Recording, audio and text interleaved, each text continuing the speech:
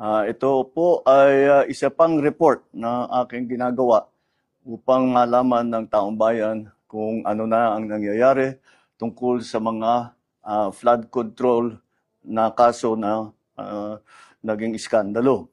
At kung ano ang mga ating nagawa upang mapanagot ang mga may kagagawan nito. Kaya nais kong i-report na ang ombudsman nagpormal ng naghain ng kaso laban kina Saldico at iba pang 17 individual batay sa mga ebidensyang iniakyat ng ICI at saka ng DPWH.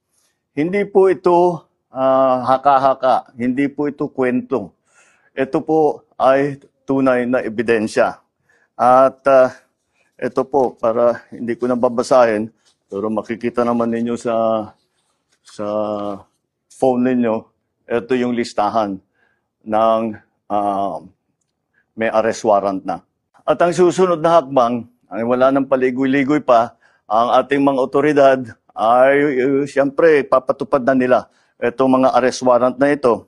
Aarestuhin na sila, ihaharap sa korte at pananagutin sa batas. Walang special na pagtrato, walang sinasanto. Ako ang nagsimula nitong lahat.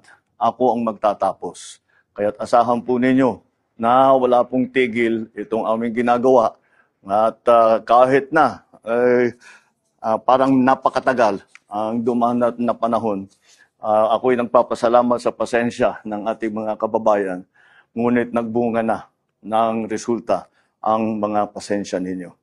Maraming salamat po. Magandang araw po sa inyo.